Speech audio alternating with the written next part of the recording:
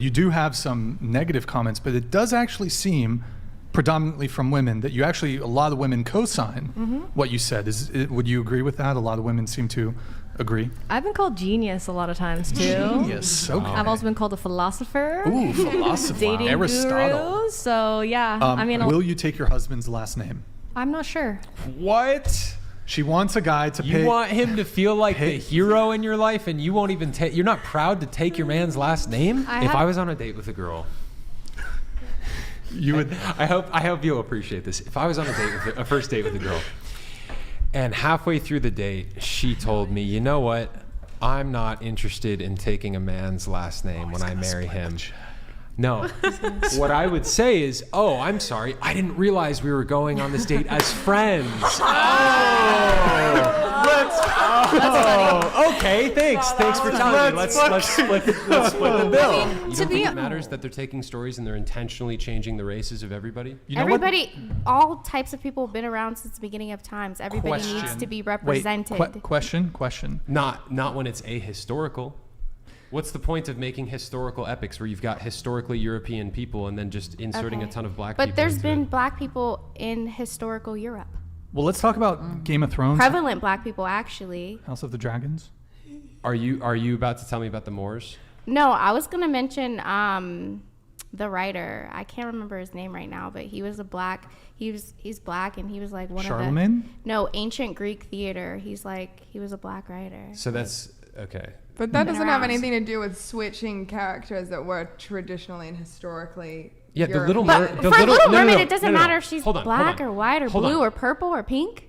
Wait, because there's an agenda to change the races of everybody in all media, and also the sexuality. They're making everybody different races. Okay, well, sexuality and is also different. homosexuality. Yeah, everyone's gay. But That's in the different. case of the Little Mermaid, do you know where the Little Mermaid is from? Where the story originates? Because it's a Disney from Denmark. movie. It's from Denmark. It's a myth from Denmark, which is it's a white country. So why do they have to take this like Danish, fairy tale and then make her black? They're doing it for representation because it's not that deep. It's a Disney movie, so but they're doing it for everything. Everything nowadays. has an agenda. Yeah. They're doing it for everything now. I can't speak on the other parts, but I don't know. I mean, there was a black Cinderella though when I was growing up. Brandy was Cinderella. So, like that was a long time ago. With like an Asian prince and then a white dad. And like it was all different. It doesn't matter. Kids don't care. It does. I mean, with race, it's not like a negative thing. Now, sexuality, it's just a hyperfixation. That's pushing something. It is a unless hyperfixation. You just. It's like, does nobody find it concerning that is the main topic of every news article? What? Everything. Ethnicity? Race, sexuality. Like if somebody's a shooter, the first thing they ask is what was their race and pronoun. Sexuality and ethnicity and race are two different weird. Things. No, but everybody's putting it together.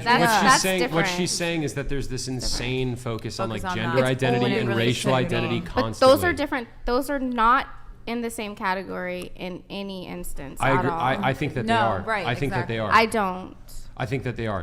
Obviously, race and gender and sexuality are different things, but like sexuality is not the same thing as race. It's like not at all. Obviously, but my point is that in the past like 20 years, there's been this like push to focus everything on that. Now, when you watch TV, you never see like normal white couples in commercials nowadays. It's always like every race other than white, and it's because that's not the reality of the world anymore. What percentage of Americans are white? I don't know. I don't. Because you say it's not. I don't believe in census stuff. Actually, so. She doesn't. Wait, you don't believe in census? We've got a census denier. Census denier in the chat. Because a lot of people don't participate, and there's I could get into something that I really logically think makes sense, but it's not worth it. Just say it. No, I'm just saying. There's a lot of stuff that I don't think is just. To you don't believe in Santa? What? Huh? Just to stay on topic, census, I don't know how accurate those numbers are because a lot of people don't participate. Mm-hmm. So I'll just say that. Like illegal aliens and stuff?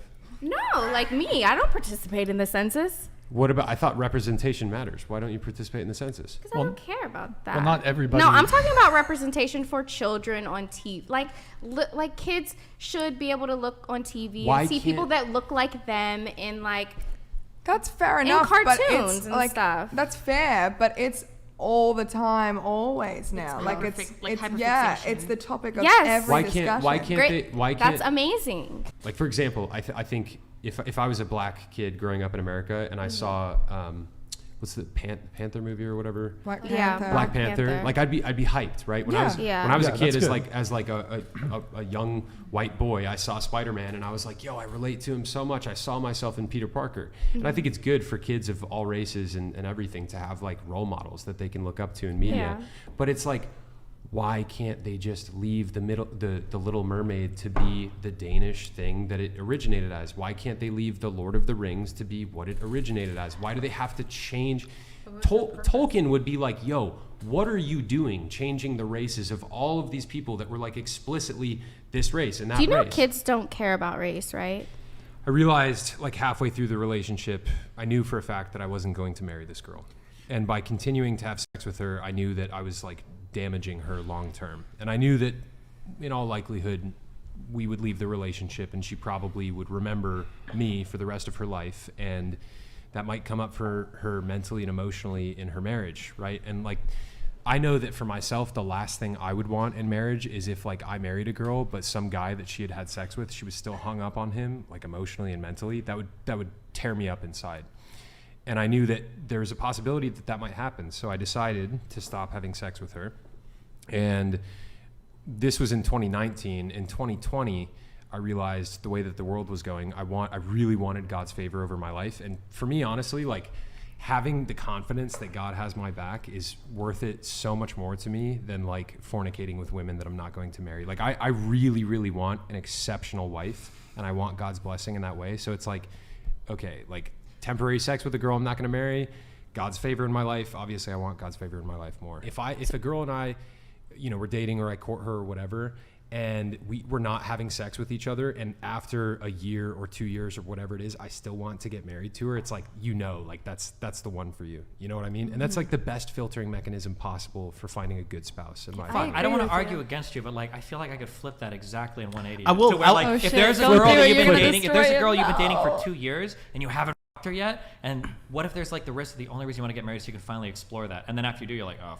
Whereas if you've been fucking a girl, but you still really love her after 2 years, isn't that like a really? I want to defend be the honest. case. To be honest, man, I know how to read women really well, and like I cannot imagine a scenario where like I'm dating a girl for 2 years and we get married and start having sex and then it just goes to shit in the bedroom. I cannot imagine that happening, and I have 100% certainty that it would not happen. I've spoken with a lot of older dudes, asking them why they got divorced, and like, I tell this on previous episodes of the podcast. At my local gym, there's like 6 older guys that are all divorced, and when asking them questions like, hey, how did it get to this point, 5 out of the 6 of them all said, yeah, we got into our 40s, and that initial, that kind of like physical attraction, it kind of wore off, and we realized beyond the sex there wasn't much there in the relationship. Mm-hmm. And it's so easy to fall in love with somebody when you're having sex with them and you have that oxytocin rush, all the dopamine, serotonin. It's so easy to fall in love with somebody. And I think nowadays a lot of people get into marriages because they're having sex with the person and they don't realize that is at the foundation of their relationship. And later on down the line, once that physical attraction has worn off, they realize that there's not a lot there beyond the initial physical attraction. And I think that destroys a lot of marriages and families. And what I've been describing, waiting, to not having premarital sex, I think that's an amazing guard against that. And I would say that there's probably far more successful marriages than failed marriages because people waited to have sex. Sex in a relationship, whether you're having it or not, almost has nothing to do with the actual sex itself. That when sex starts to disappear from relationships, it's because there's other problems that are usually happening. That like a really good indicator of if a relationship is working is that they're f***ing, but it's not because they're f***ing, they're f***ing because the relationship is working. Yeah. But like something could happen where, I'll use corny examples that'll trigger Pearl if she's listening, right? But like let's say like guy's not cleaning up after himself, doesn't do any chores, isn't taking care of the yard, dumb shit like that can start to happen, and then you kind of like stop f***ing because the wife is like, this man child, I don't want blah blah blah, that eventually that might snowball into them getting divorced, and the husband might think back and he goes, you know what, as soon as we stopped f***ing, stuff started going downhill really hardcore, right? And in his mind he's thinking that's what happened, but in reality the sex stopped because other stuff in the relationship stopped working. Mm-hmm. And that's a fair point. And again, there's probably a lot of relationships like that where dudes, they just stop being on top of their shit, and then their wife lost respect for them and she didn't want to have sex with him anymore, and he might look at it and be like, well, we stopped having sex, that's what made the marriage fall apart. Again, I guess my rebuttal to that would be like, if two people date or court or whatever for a sufficient amount of time, and they build the relationship off of that interpersonal connection, divorced from sex, like, you're going to have a really solid idea of who that person is without your mind clouded by the sexual relationship at all. You present sex as such a weird, like, tangential thing. I think that sex can be part of how you build that relationship. It can, but a lot of people get into marriages that they shouldn't get into because they're overlooking red flags and other things. Yeah, but there's also people that because of get their into those sexual marriages that relationship. didn't even